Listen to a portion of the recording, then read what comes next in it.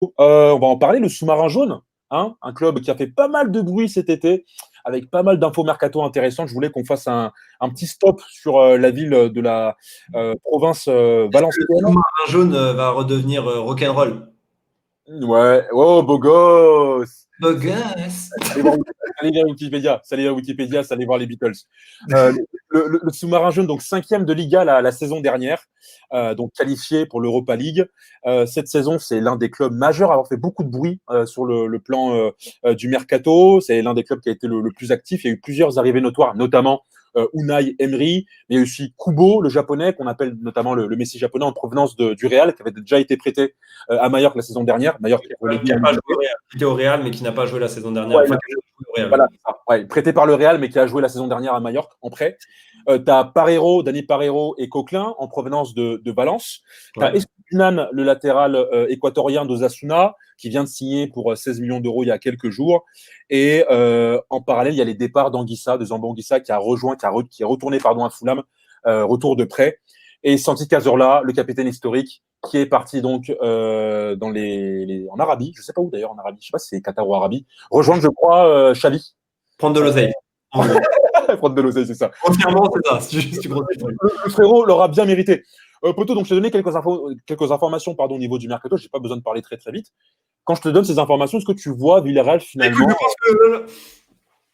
Est-ce que tu vois Villarreal réintégrer le top 4 cette saison? Je pense que Villarreal ne pourra pas. Excuse-moi, frérot, là, j'arrête. Est-ce que tu les vois retrouver le top 4 cette saison? Ça m'a démangé. Je te cache. Bon, restons sérieux. Vas-y, Poto, il y a quoi? Le mec qui part en couille, tu sais. Ouais, gros, ça m'a démangé, je te cache pas. Hop. Ça, c'est l'imitation préférée de ce mec. Le mec, le blanc en boîte de nuit. Ouais, je te cache Salut. Ça s'appelle Unai Emery. Je pense que le top 4 de la Liga, c'est. Vas-y, les gars. On y va. La question. Ma question, c'est de savoir est-ce que tu penses qu'avec ce mercato, Villarreal peut réintégrer le top 4 de la Liga? Compliqué, parce que certes, il y a des bons noms, mais il y a quand même deux départs vachement importants. Forcément, on est obligé de parler de Santi Cazorla quand on parle de ça. Et Zambo Anguissa, qui vraiment a fait une saison très très bonne. Ouais, C'est ouais. un joueur très très très sérieux, et la preuve, on parle de lui dans plusieurs grands clubs, notamment le Milan AC. Donc voilà, Oh, ce serait un plaisir. ça place un peu le bonhomme, tu vois. Tonali Benasser et lui, ce serait formidable. Toi, tu t'en parlais même au Barça, pour te dire, bon, après. Oui, j'en parle au Barça, moi, je voyais très bien au Barça. Ouais. Donc c'est vraiment ça prouve que le mec a fait une saison hyper sérieuse. Et quand tu regardes les deux bonhommes qui sont venus remplacer ça, il y a un mec qui colle parfaitement. C'est limite, en fait, on a fait un copier-coller de Santi et on a dit Dani Parero, ouais, c'est jumeau, c'est son refrain. Et il est venu gratuit en plus, donc tout bénef. C'est ton ref? C'est ton ref? Venga, c'est ton ref. C'est ton hermano, ouais, c'est ça. Et donc, et Coquelin, voilà, donc mini clonage. Là, pour le coup, on perd un peu en qualité, hein. La qualité, elle est un peu perdue. Donc, ouais, Coquelin qui remplace Zambo Anguissa. Ouais, je pense qu'il va y avoir un temps d'adaptation. Quand on parle juste de ces deux transferts, parce que pour moi, c'est vraiment les plus importants. Parce qu'ils sont là pour pallier des pertes. Au niveau de départ Santi et Zambo, et c'est vraiment deux départs qui vont être compliqués à combler. Même si Dani Parero et Coquelin ont un bon niveau de jeu, hein, c'est pas ça que je remets en cause, mais c'était vraiment les moteurs pour moi de Villarreal la saison dernière. Santi Cazorla, c'était le moteur et l'âme. C'était vraiment le mec qui incarnait cette équipe, c'était lui. Donc Dani Parero, c'est pas rien. C'est là où il vient mettre les pieds, va falloir assumer le costume, gros. Il est jaune. Costume, faut le porter. Tu vois, ça se porte pas comme ça, gros, un costume jaune. Tu vois, c'est chaud. Ouais, gros, non, c'est ça. Le mec qui s'appelle pas Jean-Paul Gaultier, non, t'es fou, toi. Le reste des transferts sont très intéressants. C'est vraiment des valeurs ajoutées. Kubo, on sait qu'il y a un potentiel, c'est vraiment sympa. Je pas répondre aux questions parce que c'est pas je t'ai pas demandé de juger le mercato, je t'ai demandé de savoir si cette équipe-là, avec ce mercato, pouvait rejoindre le top 4, mais toi, tu n'as pas voulu me répondre. En fait, Poto, moi, ma question est simple. Franchement, non. Franchement, non. Si Parce que, si je dois répondre en 2 mots et te laisser développer derrière, je pense que non. ouais, t'auras le temps. Moi, en gros, mon avis, c'est quoi? C'est que non, parce que déjà, il faut voir le mercato de Séville. S'il lâche Jules Koundé, s'il lâche Diogo Carlos en défense centrale, s'il lâche Lucas Ocampos, mais pour l'instant, ça va pas dans ce sens-là. Ouais. Clairement, Séville, c'est une équipe hyper équilibrée avec des leaders, avec des joueurs dont tu dis, OK, lui, c'est le leader de l'équipe, tu vois. Pareil à l'Atlético, ça va pas bouger. Ils vont peut-être faire venir Luis Suarez ou Edison Cavani en attaque. Ça va être une bonne plus-value pour eux. Eux qui sortaient quand même une saison assez compliquée sur le plan offensif, ils perdent pas grand-chose sur le plan défensif. Donc, je les vois pas être au-dessus de l'Atlético ni de Séville, et encore moins du Real et du Barça. Donc, non, je les vois cinquième. Maintenant, effectivement, comme tu l'as dit, il va falloir intégrer ces nouvelles pièces, Dani Parejo et François. Ça va pas se faire en 2 jours, hein. Francis Coquelin. Le problème, moi, de cette équipe, en fait, on en avait déjà parlé, tu t'en souviens, c'était Villarreal-Barça la saison dernière. Ils prennent 4 buts à 1. Ce match-là, tout le monde en avait parlé sur les médias français. Griezmann et tout. Il avait joué effectivement à côté de Luis Suarez avec, dans un 4-4-2, 4-4-2 losange avec Messi en 10. Mais en fait, les médias avaient oublié de dire que Villarreal, c'est une défense qui pue la merde l'année dernière. Villarreal, c'est la 10e pire défense de Liga la saison dernière. Ils sont tellement mauvais par rapport au club top de la Liga qu'ils ont pris quand même 3 buts la saison dernière contre l'Atlético, sachant que l'Atlético a seulement mis 3 fois plus de 2 buts la saison dernière. C'était pas l'attaque performante de la Liga, c'est sûr. Ça. Donc, ouais, moi je pense que ce sera un plafond. Ils n'ont pas recruté sur le plan défensif. Enfin, ils ont recruté, mais c'est pas. Latéral gauche. Ouais, latéral gauche qui a un profil offensif. Ils ont recruté un jeune là du FC Barcelone qui jouait dans le Barça B. Quand tu sais que le Barça est en chien de défenseur, tu t'attends pas à la pépite de l'année, frérot. Ça, c'est sûr. C'est sûr et certain, gros. Ils sont allés chercher aussi un autre joueur qui est à Tottenham, et quand tu sais que Tottenham aussi sont en chien de défenseurs centraux parce qu'ils scoltinent d'ailleurs et Juan Sanchez, ils veulent aller chercher Juan Foyt qui est argentin. Clairement, défensivement, il va avoir de gros soucis. Et c'est pour ça que je ne les mets pas devant l'Atlético, ni même Séville, encore moins devant le Barça et le Real. Donc voilà. On n'a pas parlé du gardien qui sont allés chercher la Rulli, le mec de la Sociedad, je crois. Ouais, mais après, voir s'il va concurrencer Asenjo. Sergio Asenjo, ouais, j'y crois pas une seconde, mais bon. Donc, c'est quand même une belle doublure, pour le coup. C'est ça, plutôt. Je voulais aussi qu'on évoque rapidement la confrontation, forcément. Je ne l'ai pas mis dans la bannière, mais plutôt, on s'en bat les reins. Les bannières, c'est pas notre truc, de toute façon. Star Spangled Banner. Villarreal-Valence, les deux clubs de la région valencienne, les deux clubs rivaux. Alors, c'est pas la même rivalité qu'on peut avoir comme à Istanbul avec Galatasaray, Fener, Beşiktaş. Je suis bien placé pour le savoir. J'y ai vécu. Ça part en couille très très vite. C'est même pas la rivalité du Merseyside entre Liverpool et Everton. C'est une rivalité sportive, mais qui reste quand même amicale. Mais mine de rien, finalement, Villarreal peut reprendre le trône que Valence avait pris pendant quelques années, parce que Valence était en grande difficulté la saison dernière. Ils finissent 9e du championnat, ils ne sont pas qualifiés pour les compétitions européennes. On a clairement, c'est ça, une sorte de New Valence, c'est une blague, avec voilà, comme tu l'as dit, Coquelin, Parejo, qui ont quitté le club. Tu as aussi Ferran Torres. Parejo, tu nous as fait un cut. On la coupe, frérot. Parejo, coute. Parejo qui est parti. Il faut que j'arrête. Mets pas la main devant l'écran, gros, parce que c'est chiant quand tu parles. Non, t'as raison. C'est pas la première fois que je te dis ça. Parejo et tout, tu m'as perdu. Ferran Torres à City. T'as Rodrigo qui est parti à Leeds. Ça va être intéressant de voir quand même la rivalité entre Villarreal et Valence, sachant qu'on a Parejo. Ouais. Parejo qui va plus loin dans la ville, quoi. Mais c'est chaud quand même. C'est chaud. Mais non, ça va être agréable de. Ouais. Et Unai Emery aussi. Et Unai Emery, en effet, ouais. Donc il y a quand même une grosse empreinte de Valence sur cette équipe maintenant. Mais oui, concrètement, ils doivent remporter les face-à-face, ils doivent être devant au niveau du championnat. Donc non, ouais, l'équipe qui doit être dominante dans la ville de Valence, Villarreal.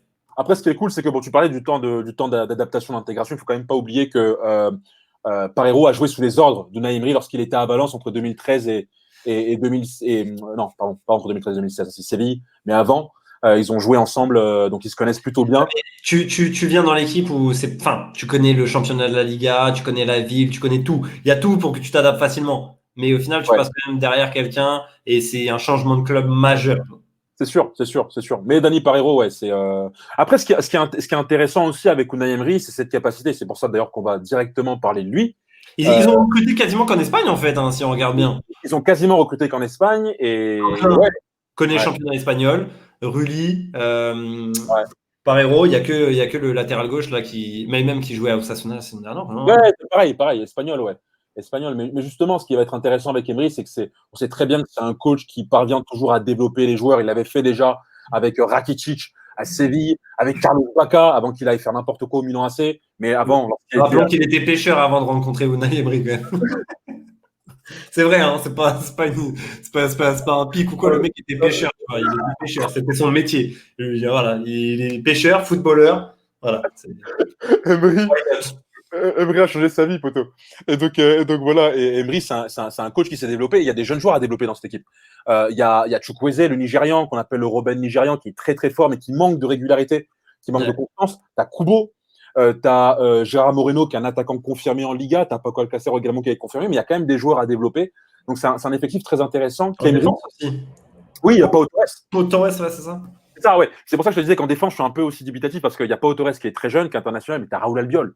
Raoul Albiol, il jouait déjà en 2003 quand ils sont allés jouer contre Marseille. Qui est très vieux, mais qui est international. Poto, il a joué contre Drogba à l'époque où il jouait à Marseille.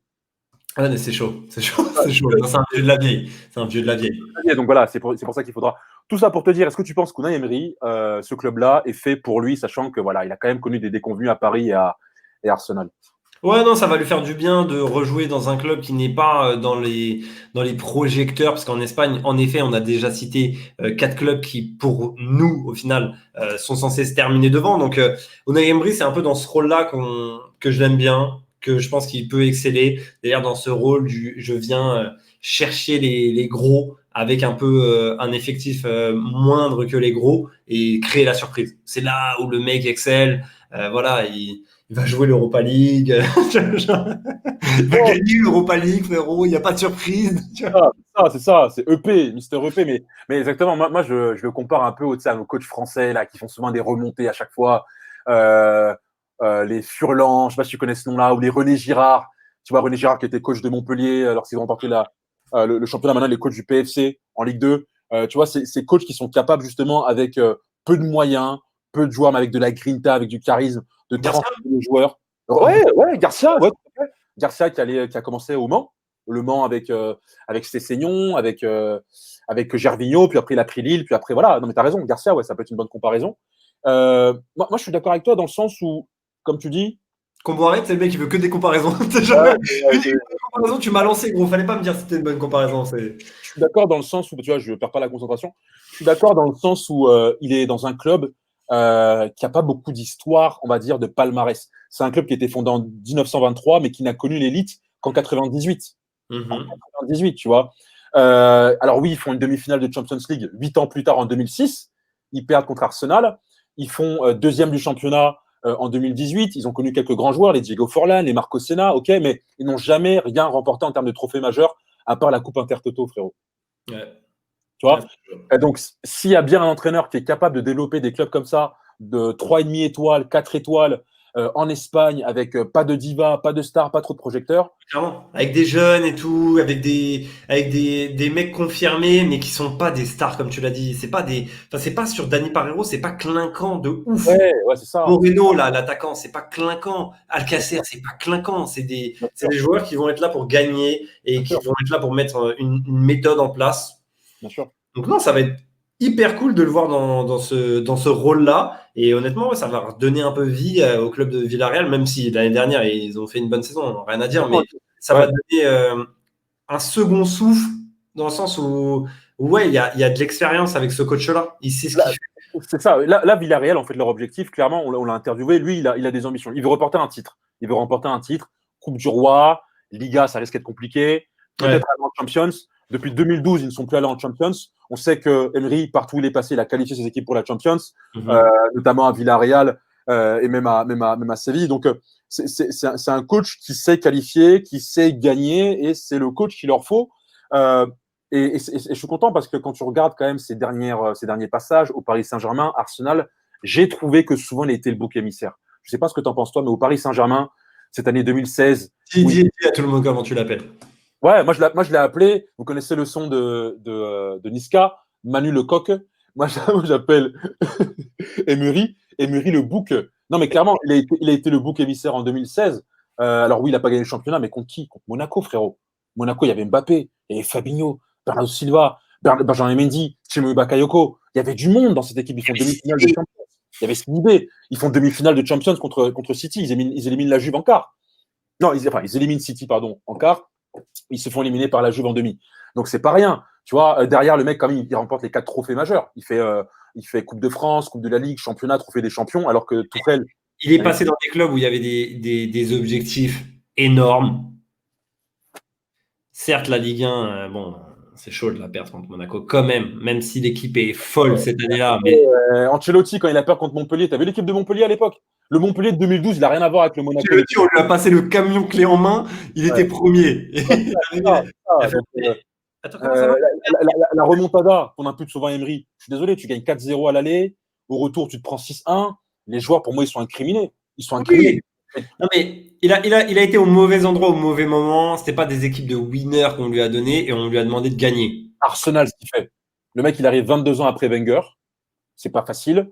Le mec, l'année, il qualifie Arsenal pour l'Europa League.